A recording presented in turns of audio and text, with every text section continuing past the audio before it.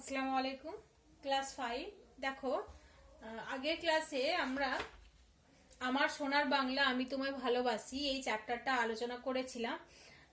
এবং এখানে মানে আমার সোনার বাংলা আমি তোমায় ভালোবাসি এটা আলোচনা করতে গিয়ে আমরা জেনেছিলাম যে গাঙ্গেয় বদ্বীপ সম্পর্কে, তাই তো, যে গঙ্গা নদী যে দুটি শাখা ভাগীরথী এবং পদ্মা, এই দুটি নদীর পলি জমা হয়ে হয়ে গাঙ্গেয় সমভূমি তৈরি হয়েছে।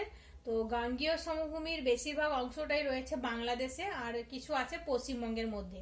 তো এই বাংলাদেশ আর পশ্চিমবঙ্গ কিভাবে আলাদা হলো, বঙ্গভঙ্গ, এই সব কিছু নিয়ে আমরা আলোচনা করেছিলাম আগের ক্লাসে, তাই তো। তো আজকে আমরা নদী তীরের সভ্যতা এই চ্যাপ্টারটা আলোচনা করব। আজকে আমরা নদী তীরের সভ্যতা আলোচনা করব।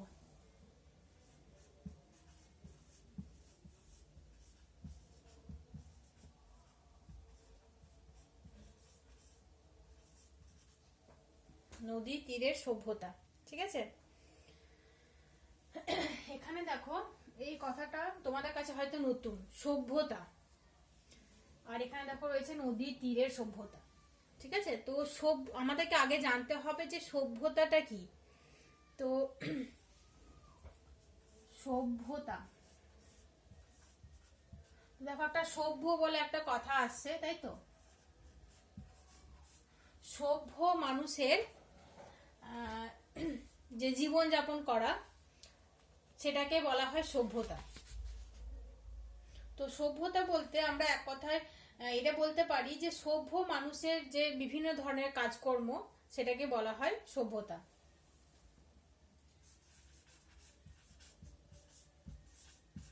সভ্য মানুষের নানান কাজকর্মকে বলা হয়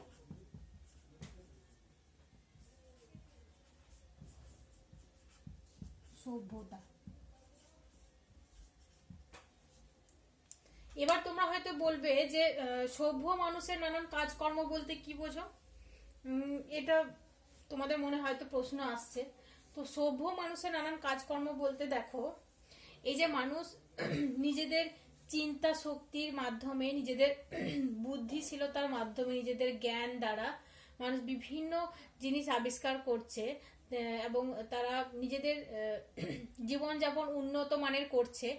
এটাকে বলা হচ্ছে সভ্য মানুষের নানান কাজকর্ম। যেমন দেখো, মানুষ নিজের প্রয়োজনে বড় বড় বিল্ডিং তৈরি করছে, তারপর নিজেদের প্রয়োজন মেটানোর জন্য বড় বড় কারখানা তৈরি করছে, লোহার কলকারখানা তৈরি হচ্ছে, যেখানে লোহার বিভিন্ন ধরনের যন্ত্রপাতি তৈরি হয়। তারপর মানুষ নিজেদের প্রয়োজনে বিভিন্ন ধরনের গাড়ি তৈরি করছে, যানবাহন নির্মাণ করছে, মানে বাস, অটো, রিক্সা, টোটো, এইসব যানবাহন তৈরি করছে। তো এই যে বিভিন্ন মানুষের কাজকর্ম, মানুষ দেখো কেউ চাষবাস করে খাচ্ছে, কেউ আবার কলকারখানায় কাজ করে, কেউ আবার ব্যবসা বাণিজ্য করে। তো এই যে মানুষের বিভিন্ন ধরনের কাজকর্ম, এইগুলোকে বলা হয় সভ্যতা, ঠিক আছে। তো আজকে আমাদের আলোচনার বিষয় হচ্ছে নদী তীরের সভ্যতা। তো এখানে নদী তীরের সভ্যতা কেন বলা হয়েছে দেখো, নদী তীরের সভ্যতার জন্য বলা হয়েছে, এটা তোমাদেরকে একটু প্রথম থেকে জানতে হবে। সেটা হচ্ছে তোমরা হয়তো ইতিহাসে পড়েছো বা এর পরে পড়বে। মানুষ অনেক আগে, মানে বহু যুগ আগে মানুষ জঙ্গলে বসবাস করত, ঠিক আছে। জঙ্গলে বসবাস করত, গুহার মধ্যে থাকতো। মানে গুহার মধ্যে থাকার আগে কিন্তু মানুষ গাছের ডালে ডালে থাকতো। তারপরে আস্তে আস্তে মানুষ গুহার মধ্যে বসবাস করতে শুরু করলো। ঠিক এরকম গুহা হচ্ছে এই যে পাহাড়ের মধ্যে এরকম ছোট ফুটো থাকবে, সেখানে প্রবেশ করা যায়, ঠিক আছে। আর গুহার ভেতরে ঘরের মধ্যে থাকে, ঠিক আছে। পাহাড়ের ভেতরে যেটা থাকে, এটা হচ্ছে ধরে নাও এরকম রয়েছে, ঠিক আছে। এটা পাহাড়, আর এই ছোট পথ বরাবর গুহার মধ্যে ঢোকা যায়। তো গুহার মধ্যে এটা হচ্ছে গুহা। তো এই গুহার মধ্যে মানুষ থাকতো। তো প্রথমে মানুষ আগুন জ্বালাতেই জানতো না, মানুষ গাছের ফল মূল, গাছের পাতা, এইসব খেত। তারপর একসময় গাছে ডালে ডালে ঘষা লেগে গাছে আগুন জ্বললো। তো মানে যেটাকে বলা হয় দাবানল, জঙ্গলে আগুন জ্বলে গেলে সেটাকে বলা হয় দাবানল। মানুষ আগে কি করতো, গাছে কাঁচা পাতা ফল মূল এইসব খেত, কাঁচা মাংস খেত, পশু শিকার করে কাঁচা মাংস খেত। তারপর জঙ্গলে আগুন লেগে গেল যেটাকে বলা হয় দাবানল। তো সেই আগুন লাগার পরে মানে ওই দাবানলে অনেক পশু মারা গেল, পশু পাখি মারা গেল, তাদের শরীর পুড়ে ঝলসে গেল। তো তখন ওরা মানুষরা ওই পোড়া মাংস খেয়ে দেখলো যে কাঁচা মাংসের থেকে এই পোড়া মাংস খেতে ভালো লাগছে। তারপর থেকে ওরা কি করলো, পাথরে পাথরে ঠুকে ঠুকে আগুন জ্বালাতে শিখলো এবং সেই আগুন দ্বারা মাংস পোড়াতে শিখলো। তারপর আস্তে আস্তে তারা রান্না করতে শিখলো, এভাবে শিখলো। তারপর দেখো ওই যে বললাম কাঁচা ফল মূল এসব খেত, তারপর কিছু বীজ খেত, মানে ফসলের বীজ, যেমন ধান বীজ, আখের বীজ, এরকম মানে বিভিন্ন ধরনের ফসলের বীজ তখন ওরা খেত। তো তখন ওরা নিজেদের প্রয়োজনে কিছু মানে আস্তে আস্তে এটা হলো ধাপে ধাপে, একসঙ্গে মানুষ কিন্তু সবকিছু শিখে যায়নি।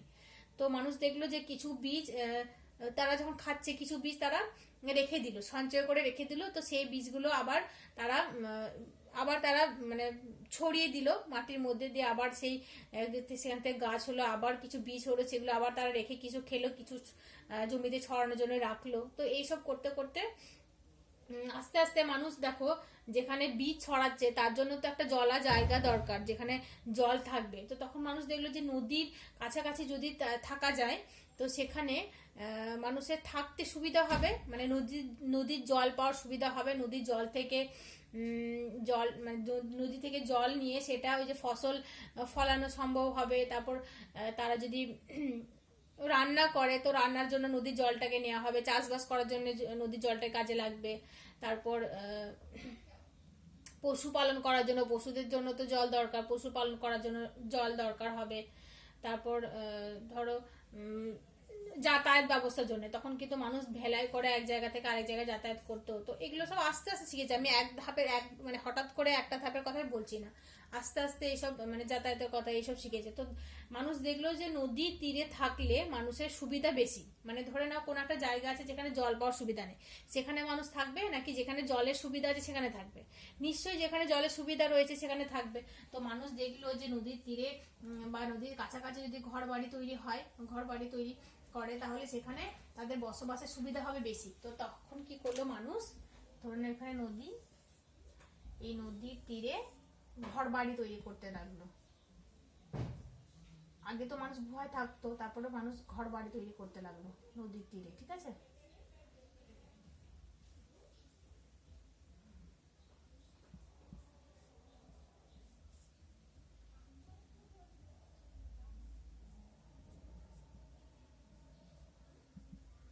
তারপর এখানে চাষের জমি তৈরি হলো, চাষ করার জন্য এখানে ধরে না চাষ হচ্ছে।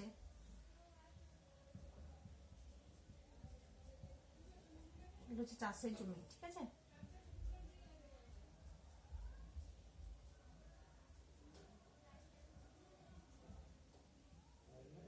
এগুলো চাষের জমি। এখানে ধরে নাও ফাঁকা মাঠ রয়েছে যেখানে পশু পালন করার সুবিধা রয়েছে। আমি ঠিক আঁকতে পারছি না, তোমাদের সুবিধার মতো ওই যেমন তেমন এঁকে দিচ্ছি। হ্যাঁ, পশুপালন করার সুবিধা রয়েছে। তো এই সব সুবিধা থাকার জন্য এটা হচ্ছে নদী, নদীর তীরে মানুষ বসতি স্থাপন করলো।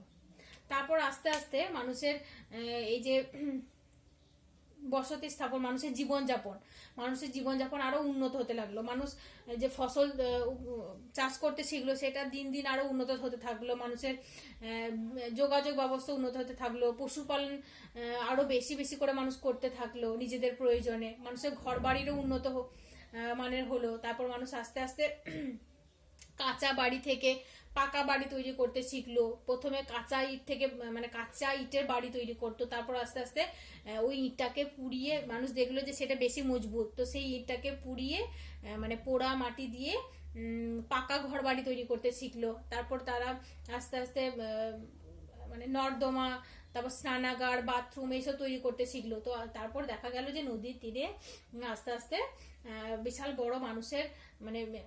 বড় একটা মানুষের কি বলবো আবাসস্থল তৈরি হলো, ঠিক আছে। তো এটাকে বলা হচ্ছে সভ্যতা। আর যেহেতু নদীর তীরে তৈরি হচ্ছে সেই জন্যই এই সভ্যতাকে বলা হয় নদী তীরের সভ্যতা, ঠিক আছে। তখন কি হতো, নদীকে কেন্দ্র করে মানুষ দেখো কৃষিকাজ করছে, তারপর পশুপালন হচ্ছে, যোগাযোগ ব্যবস্থার উন্নতি হচ্ছে, মানে যোগাযোগ করা সম্ভব হচ্ছে। তো নদীকে তারা মায়ের মতো দেখতো, নদী তাদের কাছে মায়ের মতো মনে হতো, যেন নদী তাদেরকে লালন পালন করছে। তো এইসব সভ্যতাকে নদী মাতৃক সভ্যতা বলা হয়। কি বলা হয়? নদী মাতৃক সভ্যতা।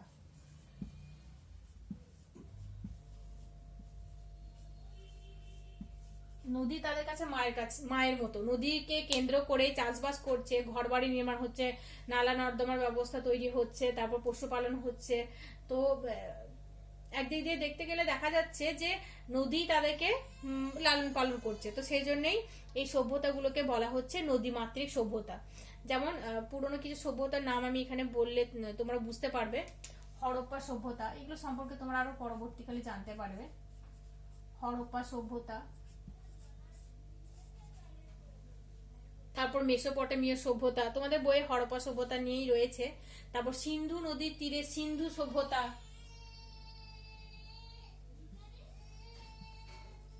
সিন্ধু সভ্যতা।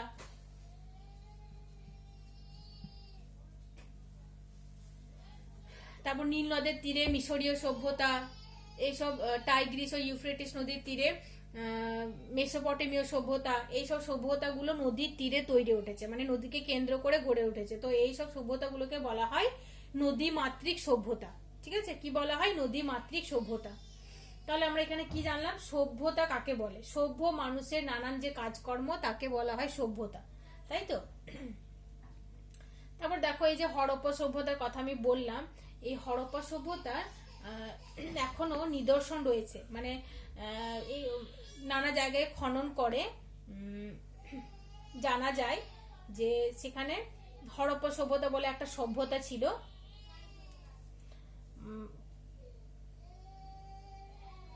তো নানান জায়গায় বলতে পাকিস্তানের একটা জায়গা রয়েছে যেখানে খনন করে মানুষ জানতে পারে হরপ্পা সভ্যতার কথা। তো মানে সেখানে খনন কার্য থেকে মানুষ বুঝতে পারে যে সেই সব মানে হরপ্পা সভ্যতাটা একটা নগরীয় সভ্যতা ছিল, মানে শহর ছিল সেখানে, আর সেখানে ঘর বাড়িগুলো ইটের তৈরি ছিল। আর হরপ্পা সভ্যতার বাড়িঘরগুলো ইটের তৈরি ছিল, মানে পোড়া ইট, মানে মাটিটাকে আগুনে পুড়িয়ে তারপর ইট তৈরি করে সেটা দিয়ে ঘর বাড়ি তৈরি হতো। তারপর পথঘাটও ইট দিয়ে ছিল, মানে পাকা মানে পথঘাট রাস্তা এইসবই পাকা ইটের ছিল। তারপর নর্দমাগুলো ইটের তৈরি ছিল। জল ধরে রাখার জন্য বড় বড় চৌবাচ্চা ছিল, সেগুলোও ছিল ইটের তৈরি। তো হরপ্পা সভ্যতা আজ থেকে প্রায় 3000 3500 বছর আগের সভ্যতা, আরো বেশি, অনেক পুরনো সভ্যতা। তো সেই সময়ও মানুষ কিন্তু অনেক উন্নত ছিল, সেখানকার মানুষের জীবনযাপন অনেক উন্নত মানের ছিল। ঠিক আছে, তো এই সভ্যতাকেও, হরপ্পা সভ্যতাকেও নদীমাতৃক সভ্যতা বলা হয়। তবে দেখো, এই সভ্যতা মানে শুধুমাত্র হরপ্পা সভ্যতা নয়, এই যে সভ্যতার কথা বললাম আমি, অনেক সিন্ধু সভ্যতা, হরপ্পা সভ্যতা, মিশরীয় সভ্যতা, এই সভ্যতাগুলোর নিদর্শন রয়েছে, কিন্তু এই সভ্যতাগুলো এখন আর নেই, কারণ এই সভ্যতাগুলো অনেক আগে বিভিন্ন কারণে, বন্যা বা খরার জন্য বা আরো অন্যান্য কারণে এগুলো ধ্বংস হয়ে গেছে। মানুষের সেই সময় অনেক ক্ষয়ক্ষতিও হতো, মানে সেই সময়ও কিন্তু নদী, যেহেতু নদীর তীরে সভ্যতাগুলো গড়ে উঠেছে, তো নদীর তীরে গড়ে ওঠার জন্য সেই সময় বন্যাও হতো। তবে বন্যা হলেও সেইখানকার মানুষেরা এই নদীকে কেন্দ্র করেই বেঁচে থাকতো, তাই এটাকে বলা হয়, মানে এই সভ্যতাকে বলা হয় নদী তীরের সভ্যতা। ঠিক আছে, তো তোমাদের টেক্সট বই দেখো, এই যে গাঙ্গেয় সমভূমির কথা আমি বলছি, গাঙ্গেয় সমভূমিটা খুবই উর্বর, যেহেতু পদ্মা এবং ভাগীরথী নদীর পলি জমে জমে তৈরি হয়েছে। তো দেখো, এই যে নদী, এরকম নদী আরো তো অনেক রয়েছে, তাই না? তো এরকমও মানে সম্ভব, এরকমও হওয়া সম্ভব যে আগে এক জায়গায়, ধরে নাও এই জায়গায় নদী রয়েছে, এই নদী আস্তে আস্তে পলি জমতে জমতে জমতে জমতে এগুলো ভরাট হয়ে গেছে। ঠিক আছে, এটাতে অনেক হাজার বছর আগে এখানে নদী ছিল, কিন্তু পলি জমে জমে যেহেতু ভরাট হয়ে গেছে, এখন আর এখানে নদী নেই, নদীর কোনো চিহ্নই নেই। ঠিক আছে, তো যেহেতু পলি জমে জমে তৈরি হয়েছে এই জায়গাটা, সেই জন্য মানে এই সভ্যতার কথাগুলো এগুলো বাদ দাও, আমি এমনি একটা নদীর কথা বলছি।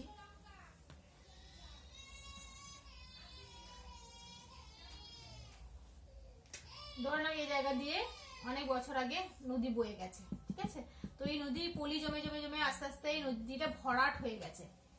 তো এটাতে অনেক আগে নদী ছিল, বর্তমানে পলি জমে জমে ভরাট হয়ে এখানে আর কোনো নদীর চিহ্ন নেই। এখানে মানুষ বড় বড়, এখানে নদীটার আর ভরাট হয়ে আর কোনো চিহ্ন নেই, মানুষ ঘর বাড়ি তৈরি করে ফেলেছে, জঙ্গল রয়েছে, গাছ রয়েছে। কিন্তু এখানকার জমিটা মানে মাটিটা যেহেতু পলি জমে তৈরি হয়েছে, তাহলে মাটিটা খুবই উর্বর হবে, তাই না? যেহেতু নদী দ্বারা পলি বয়ে এসে এসে জমা হয়ে এই সমভূমিটা তৈরি হয়েছে, তো সেই জন্যই এখানে এখানকার মাটিটা বা ভূমিটা খুবই উর্বর। তবে এখানে নদীর কোনো চিহ্ন নেই। তো এরকমই একটা জায়গা রয়েছে পশ্চিমবঙ্গের, যে ইচ্ছামতি নদীর পূর্ব সীমা। তো সেই ইচ্ছামতি নদীর পূর্ব সীমার যে ভূমি, সেই ভূমিটা খুবই উর্বর। যদিও সেখানে বর্তমানে কোনো নদী নেই, কিন্তু খুবই উর্বর। কি করে হলো উর্বর? তো সেই জায়গাটা উর্বর এই জন্যই হয়েছে, আগে সেখানে নদী ছিল, এখন নদী নেই, তবে আগে নদী ছিল। যেমন বিদ্যাধরী, সুতি, যমুনা, নোয়াই, এই নদীগুলো ছিল। তো ওগুলো ভরাট হয়ে মজে গিয়ে সমভূমি তৈরি হয়েছে। এখন আর নদীর চিহ্ন নেই, তবে বিদ্যাধরী নদী এখনো রয়েছে। বেশিরভাগ নদীগুলো নেই, পলি জমে জমে ভরাট হয়ে গেছে, তবে বিদ্যাধরী নদী এখনো রয়েছে। তবে এই যে বিদ্যাধরী নদীর অনেক জায়গায় মাটি খুললে পুরনো যে অনেক কাল আগের যে ঘরবাড়ি, সেই সব ঘরবাড়ির নিদর্শনও রয়েছে। তারপর সেই পুরনো যুগের আগেকার মানুষদের বাসনপত্র পাওয়া গেছে। কোথায় বলতো? বিদ্যাধরী নদীর কোন একটা জায়গায়, ঠিক আছে? তো সেই বিদ্যাধরী নদীর পাশে চন্দ্রকেতু রাজার দুর্গ ছিল। কোন রাজা? চন্দ্রকেতু রাজার দুর্গ ছিল। তো ওই জায়গাটাকে ওখানকার লোকেরা গড় বলে। তো সেই জন্য মানে ওই জায়গাটার নাম হয়ে গেছে চন্দ্রকেতুগড়। তো তখন এই যে এখন ইট তোমরা যেরকম দেখতে পাও মোটা মোটা এবং বড়, আগে ইট কিন্তু খুব পাতলা পাতলা ছিল, মানে পরপর 3টে ইট বসালে এখনকার 2টো ইটের সমান। তো বুঝতে পারছো, তখন ইটগুলো পাতলা ছিল, খুবই সুন্দর ছিল। তবে ওই যে জায়গাটার কথা বললাম, ওখানে বর্তমানে উত্তর 24 পরগনার পারমাদানে একটা পুরনো বনখণ্ড আছে, মানে অনেক আগেকার একটা বনখণ্ড আছে, যেখানে বিভিন্ন ধরনের গাছ রয়েছে। তবে নতুন ভাবে তৈরি করা বন রয়েছে, সেটা হচ্ছে নদিয়ার বেথুয়া ডহরিতে। সেটা হচ্ছে নতুন বনখণ্ড। বেথুয়া ডহরিতে যেটা রয়েছে সেটা নতুন বনখণ্ড, আর পুরনো বনখণ্ড রয়েছে উত্তর 24 পরগনার পারমাদানে। ঠিক আছে, এটা মনে রাখবে, তোমাদের এরকম কোশ্চেন আসতে পারে। তো বেথুয়া ডহরি যে জঙ্গল, সেখানে শাল, সেগুন, মেহগনি, শিশু, কৃষ্ণচূড়া, রাধাচূড়া, কদম, এসব গাছ দেখতে পাওয়া যায়। এসব গাছগুলো রয়েছে। আর ওই যে জঙ্গল, মানে নদিয়া জেলার বেথুয়া ডহরিতে, সেখানে অনেক হরিণ, কাঠবেড়ালি, বিভিন্ন ধরনের পাখি, এইসব দেখতে পাওয়া যায়। ঠিক আছে, তো দেখো আমাদের নদী তীরের সভ্যতা এটা হয়ে গেল। সভ্যতা কি সেটা আমরা জানলাম। আর নদীমাতৃক সভ্যতা কাকে বলে? এই যে নদীকে কেন্দ্র করে যে সভ্যতা গড়ে উঠছে, তাকে নদীমাতৃক সভ্যতা বলা হয়।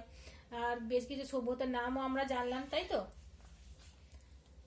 তো তোমাদের টেক্সট বই একটা রয়েছে মানে নদী তীরের সভ্যতা নিয়ে, সেটা আমি একটু পড়ছি, তোমরা ভালো করে শোনো, তাহলে বুঝতে পারবে। এটা হয়ে গেলে আমি তোমাদের সঙ্গে বেশ কিছু কোশ্চেন অ্যান্সার আলোচনা করব, ঠিক আছে? দেখো, মানচিত্র দেখতে দেখতে রফিকুল বলল, কিন্তু গঙ্গা তো নদিয়া উত্তর ও দক্ষিণ 24 পরগনার পশ্চিম সীমায়, ইচ্ছামতির পূর্ব সীমার কাছে, মাঝে তো কোনো নদী নেই, এই ভূমি এত উর্বর কেন হলো? এই যে আমি বললাম, কিছুক্ষণ আগে আলোচনা করছিলাম, যে সেখানে আগে নদী ছিল, কিন্তু সেগুলো মজে গেছে, মানে পলি জমে জমে ভরাট হয়ে গেছে। আগে নদী ছিল, যেমন বিদ্যাধরী, সুতি, যমুনা, নোয়াই, এসব নদীগুলো ছিল। বিদ্যাধরী কিন্তু এখনো আছে, তবে এখন তা ছোট হয়ে গেছে, মানে পলি জমে জমে সেটা ছোট হয়ে গেছে। অন্যগুলো আর নেই। বিদ্যাধরীর কাছে এক জায়গায় মাটি খুঁড়ে অনেক কাল আগের ঘর বাড়ি, বাসনপত্র এইসব পাওয়া গেছে। রঞ্জন বলল, জানি, চন্দ্রকেতু রাজার দুর্গ ছিল, ওখানকার লোকজন ওটাকে গড় বলে। কি পাতলা পাতলা ইট, পরপর 3টে বসালেও এখনকার দুটোর মতো পুরো হবে না। তখন স্যার বললেন যে হ্যাঁ, তখন সেখানে অনেক বড় কোনো নদী ছিল। পুরোনো দিনের কিছু কিছু শহর আজও দেখা যায়। সেই সব শহরে মানুষ ইটের বাড়ি বানাতো, যেমন হরপ্পা সভ্যতার বাড়িঘর, সেগুলো পোড়া ইট দিয়ে বানানো হয়েছিল। আগুনে পোড়া ইট।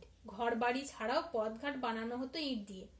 নর্দমাগুলো ইটের তৈরি হতো। জল ধরে রাখার জন্য বড় বড় চৌবাচ্চাও ছিল, সেগুলো ইটের তৈরি। জানো, সেই পুরনো যুগে নদীর ধারেই সভ্যতা গড়ে উঠতো। তো নদী ছিল তাদের কাছে মায়ের মতো, তাই ওইসব সভ্যতাকে নদীমাতৃক সভ্যতা বলা হয়। কোন সভ্যতাকে? এই যে নদীর তীরে যে সভ্যতাগুলো গড়ে উঠতো নদীকে কেন্দ্র করে, নদী তাদের কাছে মায়ের মতো, সেই সভ্যতাকে বলা হয় নদীমাতৃক সভ্যতা। তো প্রাচীনকালে বেশিরভাগ সভ্যতাই হচ্ছে নদীমাতৃক সভ্যতা, মানে নদীকে কেন্দ্র করে গড়ে উঠতো। পৃথিবীর প্রায় সব পুরনো সভ্যতাই নদীর ধারে গড়ে উঠেছিল। তবে নদীর বন্যায় অনেক সময় সেখানকার বাসিন্দাদের ক্ষতিও হতো, তবুও নদীর উপর নির্ভর করে মানুষ বেঁচে থাকতো। রুবি বলল, স্যার সভ্যতা মানে কি? স্যার বললেন, সভ্যতা মানুষের নানান কাজকর্মকে একসঙ্গে বলে সভ্যতা। মানে সভ্য মানুষের নানান কাজকর্মকে একসঙ্গে বলে সভ্যতা।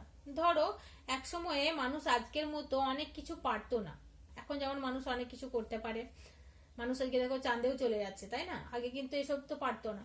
পোশাক পরতে জানতো না, নিজেদের খাবার নিজেরা তৈরি করতে পারতো না, থাকার জন্য বাড়িঘর বানাতে পারতো না, পড়ালেখা জানতো না, টাকা পয়সার লেনদেন ছিল না, তখন সহজে যাতায়াত করতে পারতো না। তারপরে অনেক সময় ধরে এই সবগুলোই মানুষ আস্তে আস্তে শিখেছে, এগুলো ধাপে ধাপে শিখেছে। এই যে ধাপে ধাপে মানুষ একটু একটু করে সভ্য হলো, সেই সব ধাপ পেরিয়ে মানুষ আজকের এই অবস্থায় দাঁড়িয়েছে, তাই তো? এই যে মানুষের কাজকর্ম, এটাকে বলা হচ্ছে সভ্যতা। কিন্তু স্যার, এই অঞ্চলে বন নেই? স্যার বলেন, হ্যাঁ, উত্তর 24 পরগনার পারমাদানে একটা পুরনো বনখণ্ড আছে, আর নতুন ভাবে তৈরি করা বন আছে নদিয়ায় বেথুয়া ডহরিতে। সেখানে শাল, সেগুন, মেহগনি, শিশু, কৃষ্ণচূড়া, রাধাচূড়া, কদম গাছ আছে। অনেক হরিণ, কাঠবেড়ালিও আছে। দেখেছো তোমরা হরিণ? আমি যখন পিকনিক করতে গেছিলাম আগের বছর 1 জানুয়ারিতে মুকুটমণিপুরে, ওখানে হরিণ দেখেছি, কাঠবেড়ালিও দেখেছি। কাঠবেড়ালি আমার খুব ভালো লাগে, গাছের মধ্যে লাফিয়ে লাফিয়ে লাফিয়ে লাফিয়ে উঠে যায়, কি তাড়াতাড়ি উঠে, দেখতে খুবই ভালো লাগে। তোমরা দেখেছো নিশ্চয়। চলো তাহলে, আমাদের নদী তীরের সভ্যতাটা হয়ে গেল। তোমরা আশা করছি বুঝতে পেরেছো। না বুঝতে পারলে আমার সঙ্গে কন্ট্যাক্ট করবে, হ্যাঁ? তো দেখো, তোমাদের এরকম কোশ্চেন আসতে পারে যে নদীমাতৃক সভ্যতা কাকে বলে। কোশ্চেনটা আমি দিয়ে দিচ্ছি তোমাদের বইয়ে, তোমাদের স্কুল থেকে যে বইটা দেওয়া হয়েছে, আমার শিক্ষক পরিবেশ, এই বইটা, ঠিক আছে? এই বইটা দেখো, এই বইয়ে তোমাদের 102 নাম্বার পাতায় রয়েছে, নিচের দিকে 102 নাম্বার পেজে, হ্যাঁ, নদীমাতৃক সভ্যতা কাকে বলে বা নদীমাতৃক সভ্যতা বলতে কি বোঝো, এটা ভালো করে পড়বে, হ্যাঁ?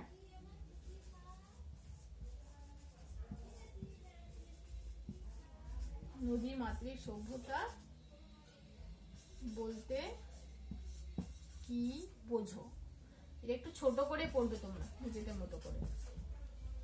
দেখো, পৃথিবীর যে সভ্যতাগুলি নদীর তীরে গড়ে উঠেছিল সেগুলি নদীমাতৃক সভ্যতা নামে পরিচিত। এই সভ্যতাগুলির ক্ষেত্রে নদীর জলকে চাষের কাজে ব্যবহার করে অনেক ফসল ফলানো হতো।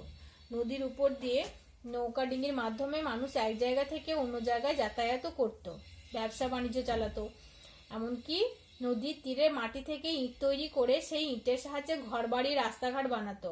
আর নদী থেকে পান ও ব্যবহারের জলও পাওয়া যেত, সেই জন্যে এখানে মানুষ বসবাস করত। তো এইসব সভ্যতাকে বলা হয় নদী তীরের সভ্যতা বা নদীমাতৃক সভ্যতা। তোমরা এটা এত বড় যদি করতে না পারো, তোমাদের টেক্সট বই যেটা রয়েছে 1 লাইনের 2 লাইনের, সেটা করলেই হবে। যে পৃথিবীর পুরনো যে সভ্যতাগুলো, সেগুলো নদীর তীরে গড়ে উঠেছিল। নদী ছিল তাদের কাছে মায়ের মতো, কারণ নদীর জলকে কাজে লাগিয়ে তারা চাষবাস করত, তারপর যাতায়াত করত, পশুপালন করত। সেই জন্যেই এই সভ্যতাগুলিকে নদীমাতৃক সভ্যতা বলে, ঠিক আছে? তো একটু ছোট করেও করতে পারো তোমরা। দেখো, আর একটা তোমাদের 101 নাম্বার পেজে একটা কোশ্চেন রয়েছে যে নদিয়া উত্তর ও দক্ষিণ 24 পরগনার মাঝখানের জমি এত উর্বর হলো কেন? এই যে বললাম কিছুক্ষণ আগে, যে আগে সেখানে নদী ছিল, নদিয়ার উত্তর ও দক্ষিণ 24 পরগনার মাঝখানে যমুনা, বিদ্যাধরী, সুতি, নোয়াই, এইসব নদী ছিল। তো তোমাদের এরকম শর্ট কোশ্চেনও আসতে পারে যে নদিয়ার যে মাঝখানে, উত্তর ও দক্ষিণ 24 পরগনার মাঝখানে, সেখানে কি কি নদী আগে ছিল। তো তখন তোমরা লিখবে যে যমুনা, বিদ্যাধরী, সুতি, নোয়া ইত্যাদি নদী ছিল।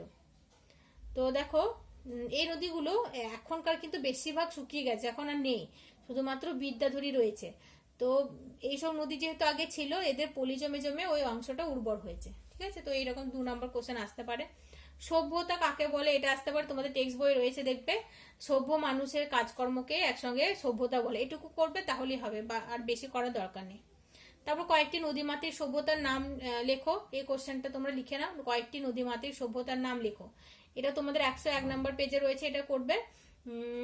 সুমেরীয় সভ্যতা, মিশরীয় সভ্যতা, সিন্ধু সভ্যতা, হরপ্পা সভ্যতা, চীন সভ্যতা, এগুলো হচ্ছে নদীমাতৃক সভ্যতা। তারপর দেখো নেক্সট কোয়েশ্চেন রয়েছে, বেথুয়া ডহরিতে কি কি গাছপালা ও প্রাণী দেখা যায়। তো দেখো বেথুয়া ডহরিতে শাল, সেগুন, মেহগনি, শিশু, কৃষ্ণচূড়া, কদম, রাধাচূড়া এইসব গাছ দেখা যায়। আর এখানে কাঠবেড়ালি, হরিণ এইসব প্রাণী রয়েছে। এটা তোমাদের টেক্সট বইও রয়েছে, এখানেও রয়েছে।